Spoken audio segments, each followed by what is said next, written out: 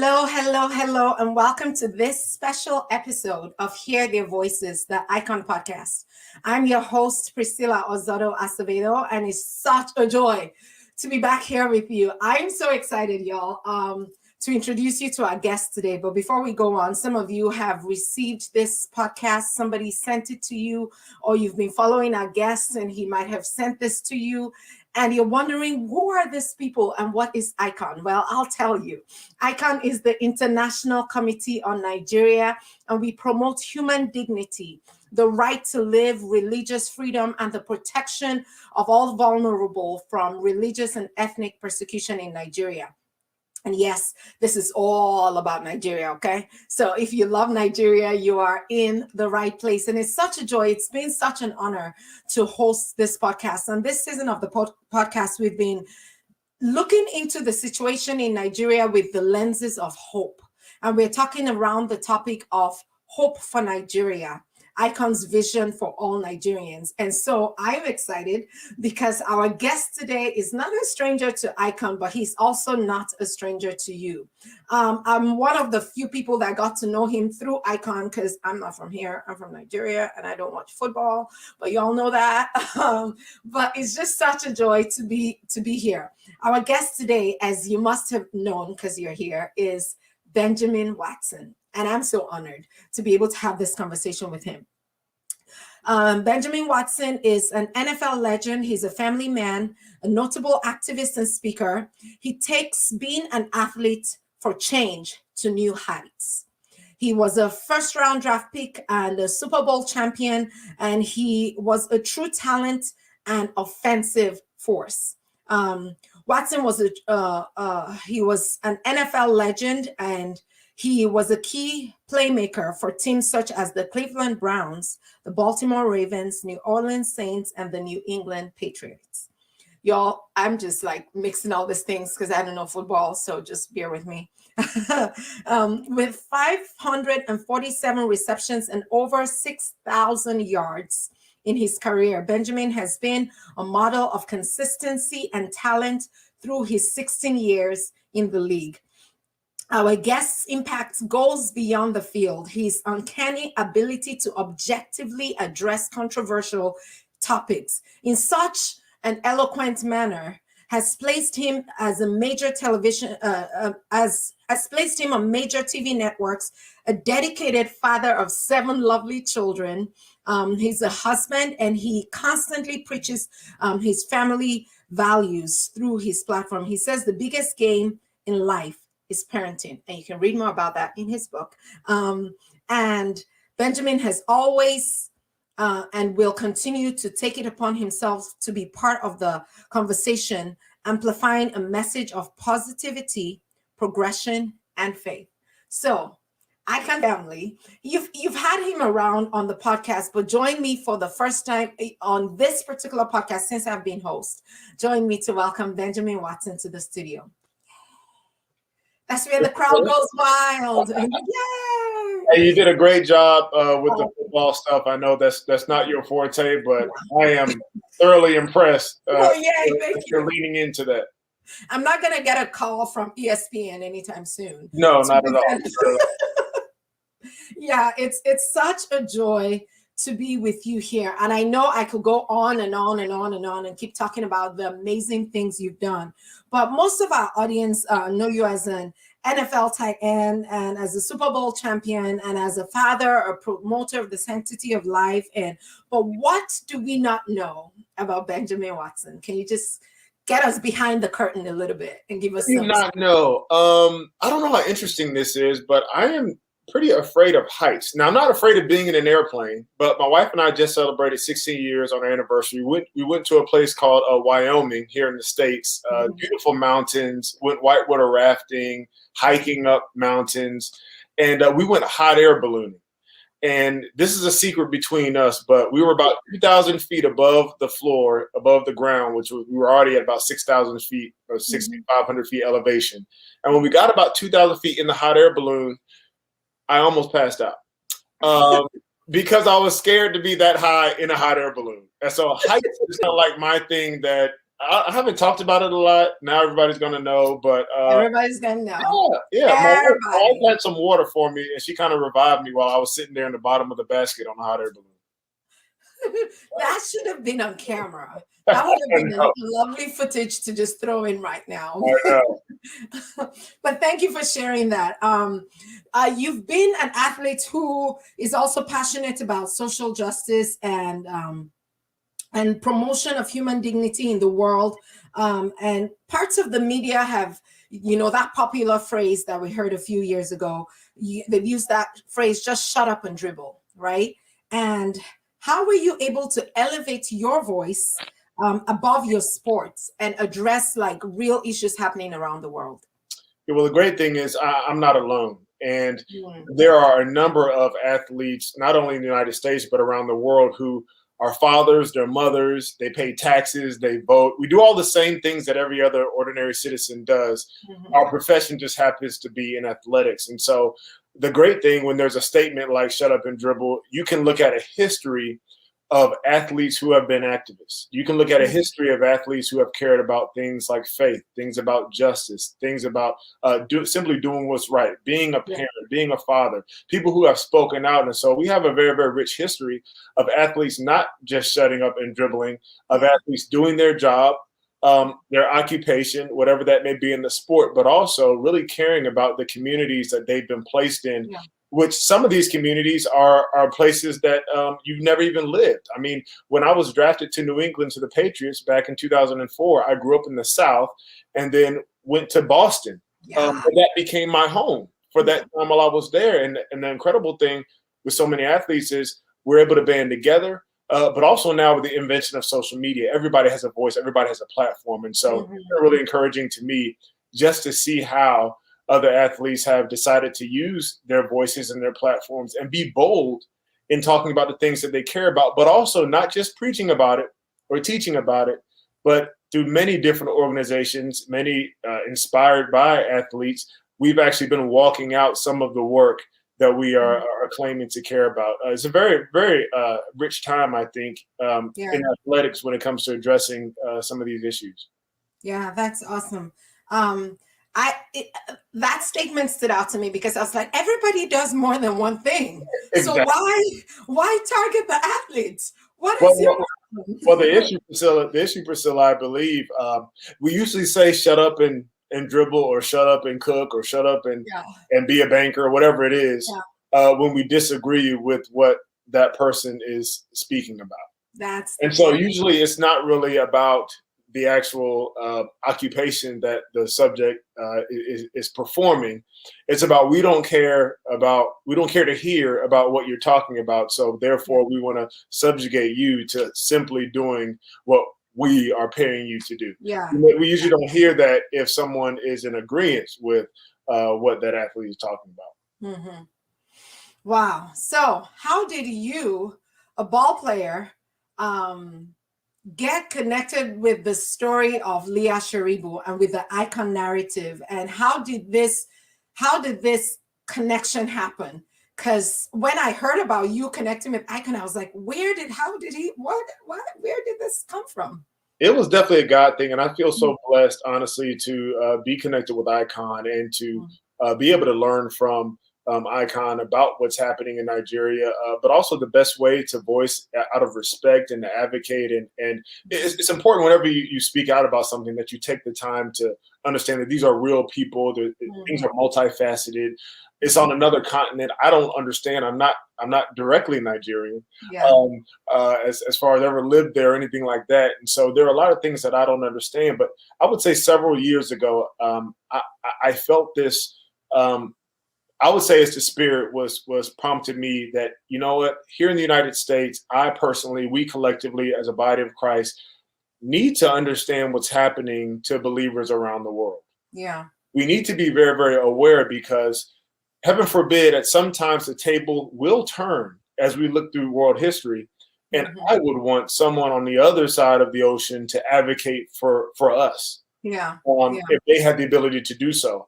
And so from that point on, I started, looking into different organizations that supported persecuted Christians, fast forward, I saw the story about the Bring Back Our Girls, and then a little bit later, the story about Leah and hearing about her tremendous faith in the face of so much adversity. And I was connected through another organization that told me about Icon. Yeah. Spoke to the gentleman there, and we hit it off. And it was like, thank you, Lord, for providing a trusted resource for me to hear exactly about what's happening on the ground and how to properly advocate. So we've talked about it, written some things about it, had a phone call. I had an opportunity, a very, very brief opportunity on one of these last calls to actually speak to the family a little bit and kind of hear them and see them through kind of the patchy technology. Yeah. But it's been just very encouraging to hear, but also very, I would say, heavy when you think about exactly what she, her family, the community, the country is living with on a daily basis. Yeah. Yeah. We're so grateful for your voice. I know it's not just Icon. You're connected to IJM and some other networks that are really fighting for social justice around the country. And we're so grateful for your voice. So why is it important to you to use your platform as an ally? And you've answered this a little bit, but why Nigeria specifically? And just talk about just your place as an ally. You said a little bit about owning the fact that this is not your narrative. You're not Nigerian. I've never, you're not Benjamin Adebowale Watson, which I would love for you to be. Although I would love for it to be that. Maybe it is. I want to find out, seriously. Yeah, I think you should. I think there'll be an Adebowale in your history. But that's not you. But why did it, you said you had that spiritual awakening, but why is it important for you in this season of your life, particularly with all of the other things that you're doing, to be an ally, not just supporting with, from afar, but really be a voice? You took time to speak with the family. Why is that important to you? Well, Hebrews 13:3 talks about remembering the persecuted, and it talks about the fact that we are all one body. And for me, this is spiritual. For me, this is beyond doing something nice or humanitarian, although it's all of those things. Yeah. But for me, this is, we mourn with those who mourn, and we hurt when other parts of the body hurt. And we must use our time, talent, our treasure, our voice in any way possible whenever someone is being mistreated, especially when there are some religious freedom type implications that are going on. And also we use what we have. Yeah. And so for some people, they may have real estate. They may have different modes of supporting. For me, I had a microphone. I had a platform. I'm able to talk about these things. That we all use what we have. And so it was imperative for me to get involved, again, kind of going back to what I said before. And I also saw how the Lord placed in my way people who were experts on the topic and could advise me, and I could come beside them and really serve them. Thank you so much. I'm going to get a little bit serious for a second. Not like I've not been serious, but just a little bit heavier of a topic. This past year for the average African American was heavy. And there's a lot of social justice issues going on here in the US. As an African American man who is very aware of all the inequalities that are happening here at home and facing, all the things you're facing as a minority man in America, why did you consider it important to be an ally? But more importantly, how did you is it two separate things to be, to still have a heart for what's going on here in the US? Because I've seen you talk about that situation and still be able to look beyond what's happening here to what's happening in another part of the world. We're all called to different things. But justice is I have a friend that calls it a single garment. Yeah. And so there are so many different issues that fall under the justice canopy. Whether that be sex trafficking or human trafficking, as you talked about with International Justice Mission and supporting them, whether it be the life of the preborn child, whether it be criminal justice and people that are being mistreated or sentenced longer for similar crimes as their white counterparts. poverty. These are all justice issues. And so for me, I don't differentiate, although I pour myself into different things at different times. But we're also able to do more than one thing at a time. Yeah. And so to me, when I look at, from all that I've gathered and all that I've learned from reading the articles, from speaking to people on the ground, from learning from ICON, this is about justice and human dignity, what is happening in the northern part of Nigeria largely. This is about people not receiving their just due, whether that be punishment or protection. That's what justice is. This is about all governments. We want the mandate for a government, any government, in any part of the world, in all mankind, all human time, is to punish wrongdoers and to protect those who are being targeted. Yeah. And so that's what I expect from the United States government. That's what I expect from Britain. That's what I expect from Brazil. That's what I expect from Nigeria. And I think that we can all expect that from our governments. And so I do see a connection, going back to your question about being very aware of what's happening here. And what has happened here in the saga of descendants of American slavery here on U.S. soil. This has been a long story. These things have lasted for a long time. They have gotten tremendously better. But now there's kind of a reawakening of, okay, there's still some work left to do. And also, as we think about these people and wondering whatever my real last name is, not the name of my owner, there's a relation there between obviously the African American and the Native African. Not to say that I have to care about Nigeria because I'm African American. No, you can be of any ethnicity and care about any people in any part of the world. But I do see from a justice standpoint that it's difficult for me to turn a blind eye to one glaring issue of justice around the world if I know about it. And what's happening through the work of ICON and others, more people are hearing about what's happening. So the hope is that we can push people to lift their voices and to make it really unstoppable as far as change happening for people who are at risk and people who are vulnerable. That's amazing that you say that, because I've heard so many fellow African Americans who say, why would I worry about that when we're still dealing with our own issues? And it's what you said. It's about justice for all, for all people. We're all created by the Lord. So let's talk about your family a little bit. You're a father of 7 lovely children, and I watched a video that you all caught I don't know how long ago now, and I was like, this is so adorable. But something that just stood out to me was it looks like your children are involved in your life, and very much you don't treat them much like, oh, kids that don't know anything. They're very much involved in what you all do. How do you then communicate this hard work of social justice that you're doing to them? Well, it has to be intentional.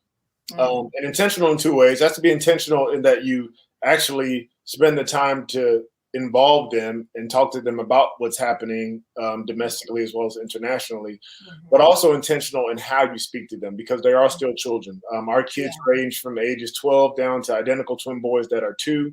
So we've got 7 kids in 10 years there. And so that their appetite and understanding is all different. But one thing we've always tried to do is to be truthful with them. Even during the last couple of years, when you've seen so many videos that have gone viral of police citizen altercations, usually a Black man that's unarmed being killed, you see protests and people crying and all these emotions that have happened. We've tried to walk with them through these things, always from a perspective of people are created in, as you mentioned before, in God's image. They all have value. I'm no better than anyone else because of who I am, where I'm from, what I look like.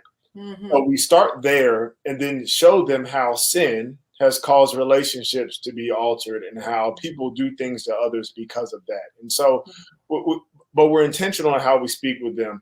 But it's been, specifically when it comes to Leah, one story that was really encouraging to me.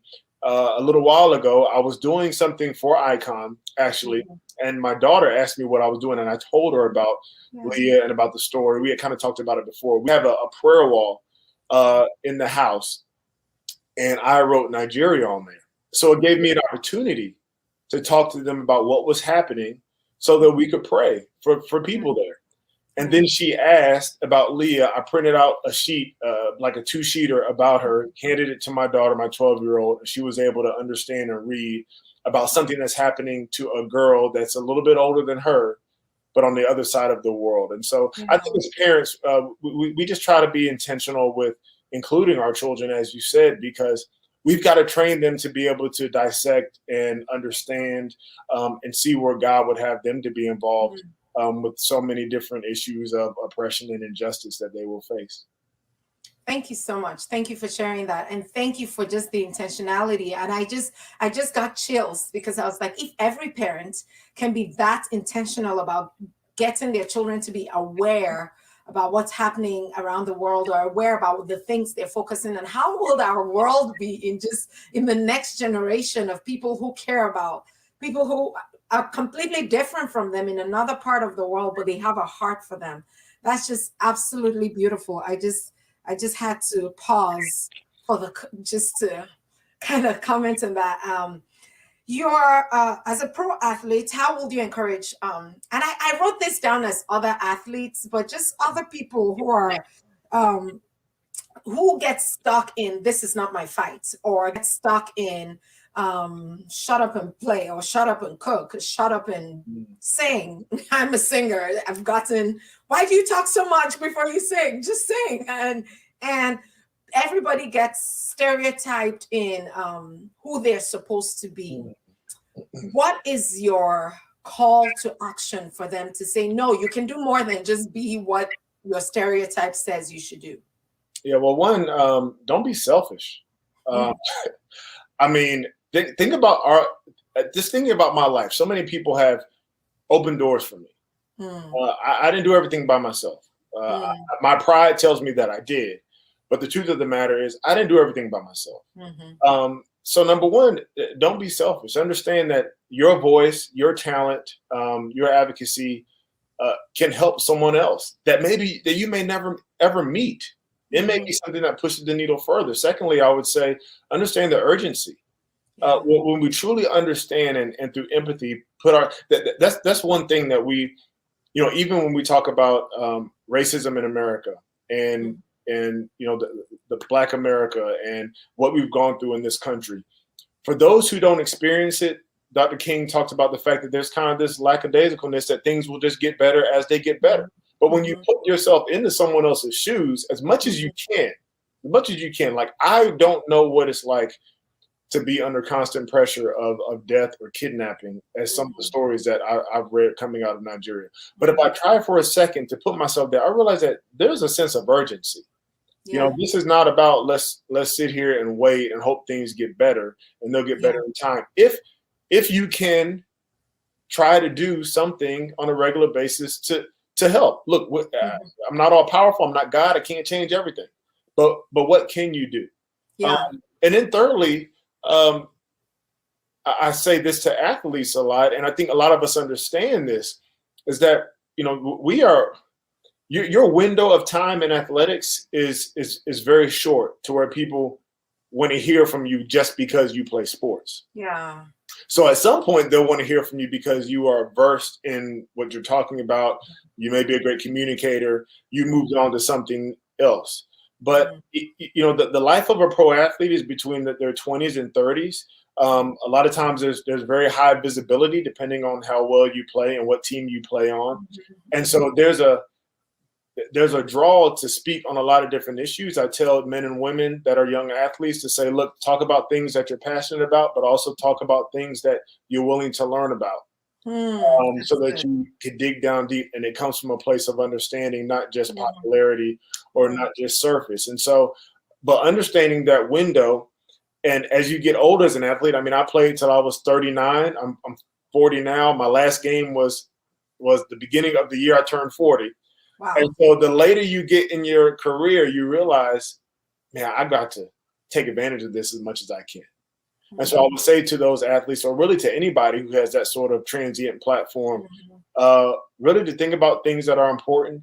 And even in an issue like what's happening in Nigeria, to speak out, stand up. I mean, whether it's the persecution aspect of it, whether it's the religious freedom aspect of it, whether it's the common humanity aspect of it, the family piece, the government piece, humanitarian philanthropy piece. There are so many converging issues there that so many people, if they heard about it, I think will be willing to jump on board and serve where they could.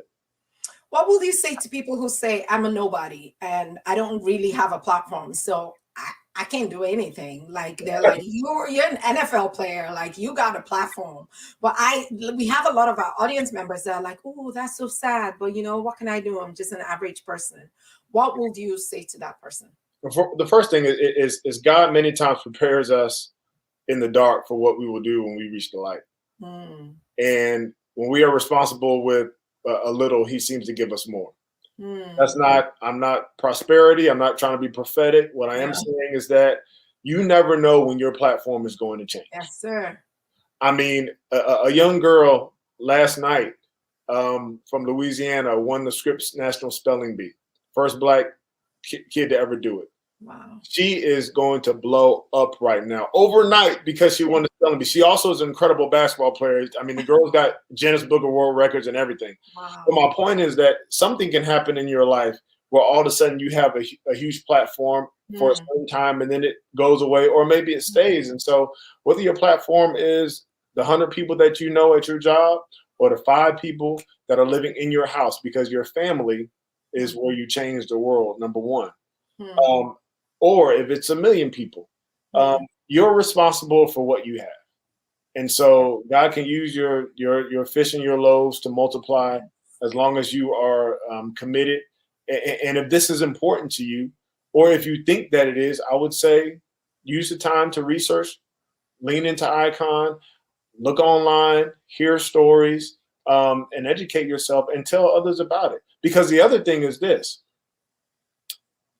If I know 3 people, but one of those 3 people knows 1 million people, how many people do I really know? Yep. Yes. Thank you so much. I've been ending the conversation with this question, and I'd like you to respond to this. The question is, do you think there's hope for the situation in Nigeria? And if there is hope, what is your hope for Nigeria? So you can respond with, my hope for Nigeria is, if you believe that there is hope for Nigeria.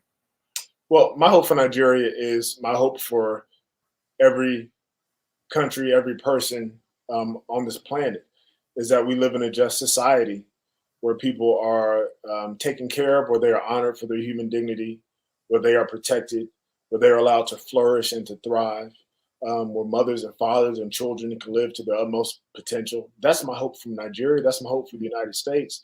That's my hope for every place in the world. And I do believe that there is hope. I know that it probably feels hopeless for many people, though. Yeah. And the reality is, as I'm getting reports that are delayed after things have already happened, I can't imagine the pain and the anguish that parents and children and communities are dealing with on a regular basis. And I would imagine that feels hopeless. But as we look throughout Scripture and we look throughout history, we know that things do come to an end. Yes. We don't ever know when, but our job is to pray. Our job is to advocate. Our job is to connect with others who are doing the work and try to serve in whatever way that we can until that time ends. So I do remain hopeful, but my hope is not exactly all in government, although that's part of it. My hope is in people like you, people like me, people like others who care about this, and that the Lord would shift it at some point in time. And if He doesn't, please know, anyone who is listening who is part of Leah's family or is in a similar situation as Leah, please know that around the world, even if you're, I want to be careful when I'm saying this, because even if your suffering does not end in a timely fashion, and we want it to, please know that people around the world are being strengthened and encouraged by your stand. it's not in vain. And I say that with the utmost respect and understanding that I can't imagine what's happening. But I do know that I've been encouraged, and so many others that I've talked to have just been, I guess, maybe convicted and encouraged and just equipped and energized to live not only for their faith, but to fight for things like religious freedom, because they see your strength and what you've been doing under what by all accounts are the most terrible circumstances. Wow. Well, thank you so much for joining us. Before I release you, I just want you to tell our audience where they can find your books. The documentary just came out, Yeah.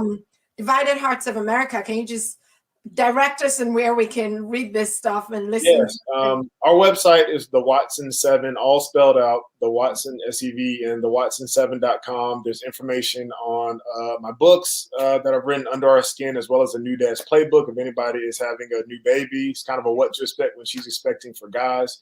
Our documentary, Divided Hearts of America, which is a look into the issue of human dignity for the preborn child. It's a series of interviews with people on both sides of the aisle, and how do we have these conversations. That's available on video on demand and download. So the Watson7.com is the best place. And then, of course, Twitter, Instagram, Facebook, all that good stuff. Awesome. Thank you so much. And you also have a podcast that I'm going to start following. Thank you for reminding me. Why or Why Not with the Watsons? Why or Why Not with the Watsons is our podcast. My wife and I talk about issues like marriage, parenting, some of the things we've even talked about on this podcast.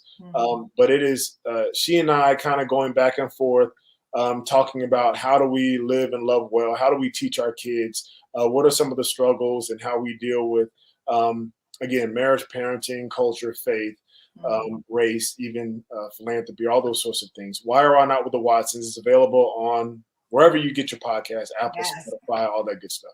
Yes. Well, thank you so much for joining me, Benjamin Watson. It's been an honor getting to just hear your perspective and your heart for human dignity. So have a blessed week, and I appreciate your time with us. Thanks, Priscilla. Thank you. Awesome. So audience, you heard it. You heard it from the tight end. I think I said it right. Football tight. You heard it from Benjamin Watson. There's always something you can do.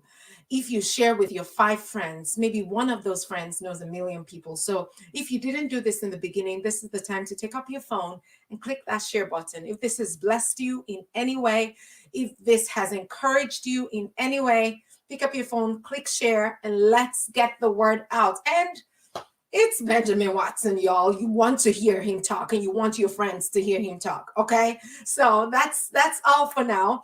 It's been a joy hosting you here. And until next week, have a very blessed week.